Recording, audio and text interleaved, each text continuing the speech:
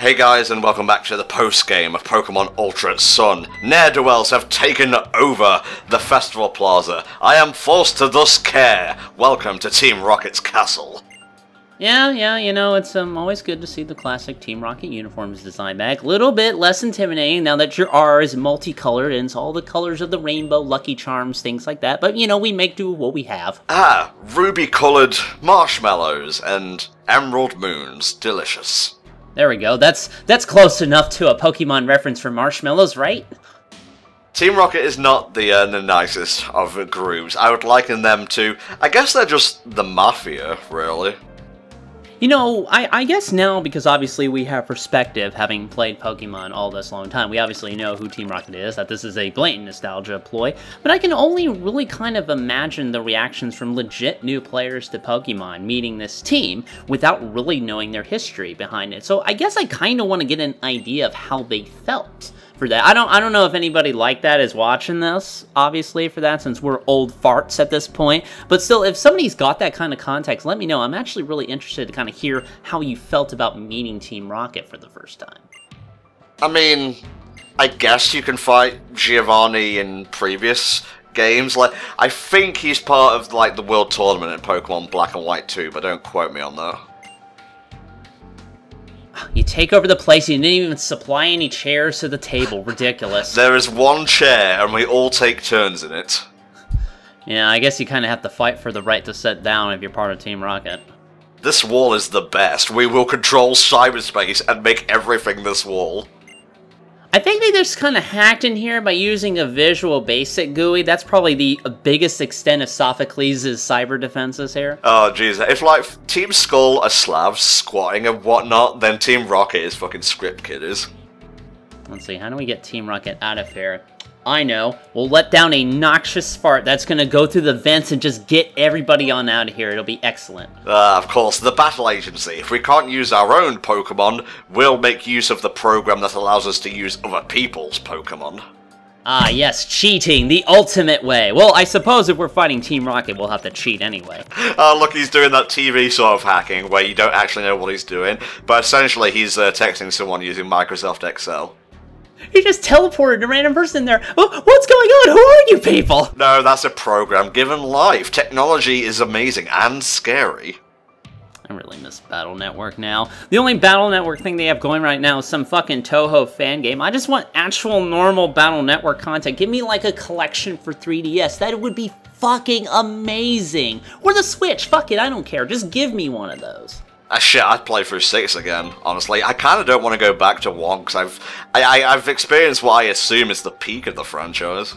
Well, I mean, it's a very good game. Now, a lot of people, like I said back in the playthrough, you know, they really like 2 or 3 a bunch, and 3 is really good. Like, I played 3, I beat that. 2, I hear a lot of great things about it. It's kind of wavered up and down, Battle Network, but 6 is such a good note to end on that, you know, I mean, 1 is kind of jank in comparison. Alright, yeah, we'll go with the dragon type. Might makes right in the digital world. I don't know, I didn't see the moveset of that Toxapex, but I had a lot of good success with my own Toxapex. Maybe you should have taken that. It's my playthrough, not yours. You're not part of the group anymore. Go to hell. Alright, fine, I suppose. I guess you'll just have fun doing all this by yourself for the rest of the playthrough. The rest of the playthrough will feature Steve Buscemi as the Hell Dragon. It's pretty much the same, so you're not really missing much. I don't know why it's always Steve Buscemi or Gilbert Gottfried I go back to, like, comparing it to you. The guy with, like, the most melted face in the world, and the guy with the most screechy voice in the world. You just combine those two together, that would just be a terrifying sight. Scarier than any Ultra Beast, really. The future's so bright I gotta wear shades, mate. Why didn't Sophocles come with this? I guess he's got an admin shit in the background. Well, if you're paying attention, we're buying him time so he can hack in and get them the hell out of here. I really don't like how that first girl's major thought is squirm, ugh. Yeah. Alright, you ready for a bit of nostalgia, mate? A bit of remix? Well, yeah, I had nostalgia. I thought this was gonna be Battle Network all over again, but I guess not. Listen to this shit. You remember the 90s, kids? I do. It was wonderful. Yeah, it was pretty good, and then we all had to grow the fuck up. Well, I guess it wouldn't be a Team Rocket fight without a fucking Ekans or Arbok in there somewhere. I'm sorry, but Team Rocket holds up immensely well as just your basic, like, intimidating evil team. I like Magma and Aqua a whole bunch. Galactic I'm not a fan of, and Flare, the only guys I cared about there were friggin' Lysander, and even then at a push, you know. But Skull I think is the best, like, besides Rocket. Well, I mean, I'm kind of close to that. I like Rocket and Skull the most. The lamest was easily Team Flare by a long shot for that. The other ones, you know, I'm not super sure about for that. Galactic was kind of meh. Plasma, I kind of got the idea behind that. But yeah, with Team Rocket, it's just they're a mafia, we're making money, our leader is Geese, basically the same. Yeah, you'll notice that I completely forgot fucking Team Plasma in that rundown, and I think that says all that needs to be said about my opinion of that team. Yeah, that's true, but other than that, you know, again, it's just kind of a standard Team Rocket fight. Again, if you've done this before, you've done this before at this point, so there's really not much new to say about it. Apparently Arbok has different markings depending on what region you like get it in, but I've never seen like a slideshow, I guess, a PowerPoint presentation of all the different ones. That's literally the first time I've ever heard that fact, where Arbok apparently has different markings for that. The only one I really remember that's like that, where it's like, well, less about the region, more about, you remember back, I think it was X and Y, and it was like, depending on where you caught the bug, like which region you caught it in, like area, you know, like plains, forest, desert, that kind of deal. Its wings would be different for that, and I thought that was actually pretty neat. Oh, the butterfly, yeah, that was pretty great. Like, different regions, different parts of the world and whatnot. Yeah, that's pretty good. And of course, we gotta have another Raticate, because again, it's been like 20 years, guys. You know, let's not change what worked, right? It's a nice touch how they don't use Alolan forms, because obviously they're not from around here. If I can offer like one criticism of how Team Rocket is used in this game, is like, Looker mentioned them once, a long time ago, back in the playthrough, like before we even fought Olivia, like the second kahuna of the game. Or was it third? I guess it's not really foreshadowing it, they don't really do anything with it, because again, this won't be, again, not the first time I've said it. Ultra Sun has story problems. Are you surprised?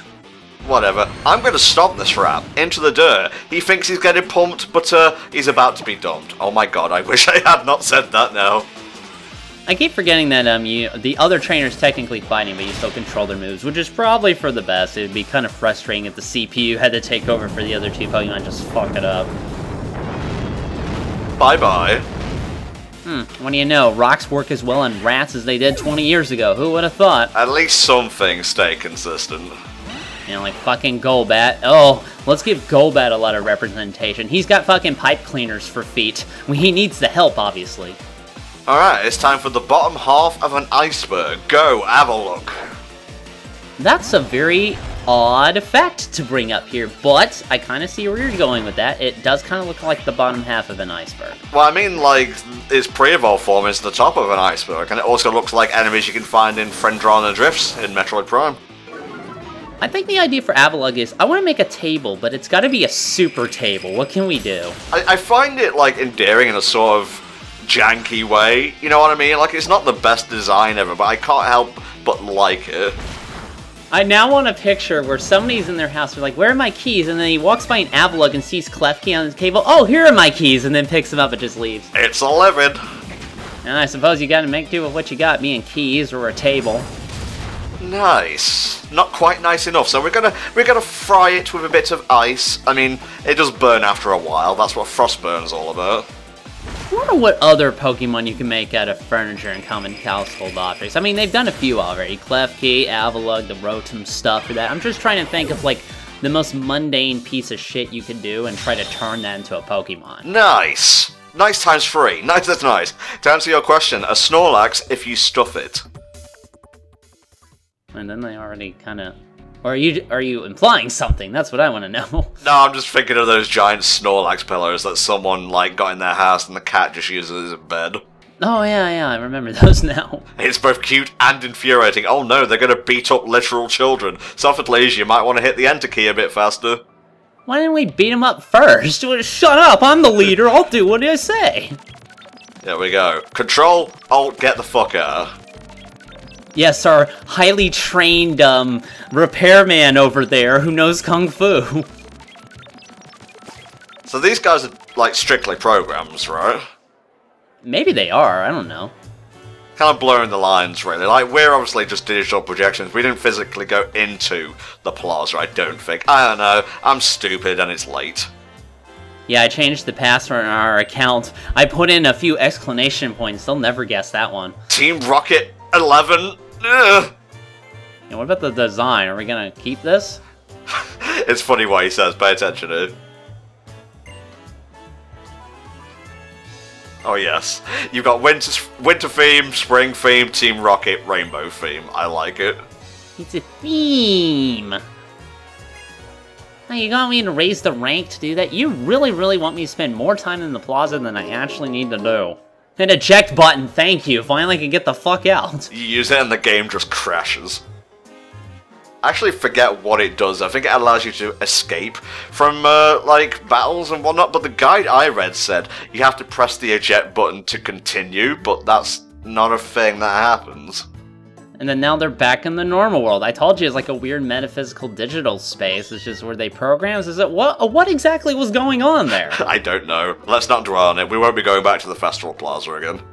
He's hacking up hairballs behind the TV again. You gotta scoop him out. I hate that. Watch this. He can turn on a television like a normal person. Mom, are you okay? He's flipping me the bird. That's not a new move. He turned on the TV. Oh god, he's becoming sentient. Well, I guess that's a good trick. I mean, we should teach our actual cats that. I mean, they have people who pay to have people teach cats how to use the toilet, you know, like a human toilet, so. Why? They've got a perfectly good shitting box right there. We have a perfectly good shitting toilet. It saves money. I guess so. Alright, we go live now to the Aether Paradise, where I guess everything's honky-dory again. For now. We noticed that recently you've been seeing a lot of black crowds overpowering on it, and we're very sorry you have felt that way. I don't want to call attention to the fact that you can't speak, but I'm very sure you said black crowds just there. Well, as long as I made my reference, I'm good to go. Yeah, just a brief history on the Necrozma Rock for those of you who weren't paying attention. Also, we will not be updating the iPhone. Have a good night. In fact, we're taking out more features. This time you will not be able to soar. What? Send emails. There's nothing to be worried about a gigantic glass space crab that took all of our light. Absolutely nothing to worry about. It will not be swallowed by darkness. Repeat, not. Just highly specific. Who's that person coming in over there? Oh no, okay, I guess that's a hint. Don't worry about it. It's about to get off the fucking chain, mate. It better get off the chain, because, I mean, we're all like, oh, Rainbow Rocket's gonna be so good. Well, let's see, my friend. Oh, again? We're very sorry you felt that way. It's not Ultra Beast, don't worry about it. No, it's just the sky leaking. Oh, it's broken again. Oh, hello, alright. Now this is getting to be gonzo journalism. Oh, yeah. Team Rainbow Rocket come to do damage. Geese. I'm hearing his anime voice, and it pleases the cockles of my heart. Oh yes, beautiful Ted Lewis. Oh. Alright guys, this is where things are going to start to get a little bit spicy, so I guess join us next time when the true start of the Rainbow Rocket arc begins, and yeah, let's just say, I hope the journalists get out of Dodge here, because it's about to get a bit wild. See you then.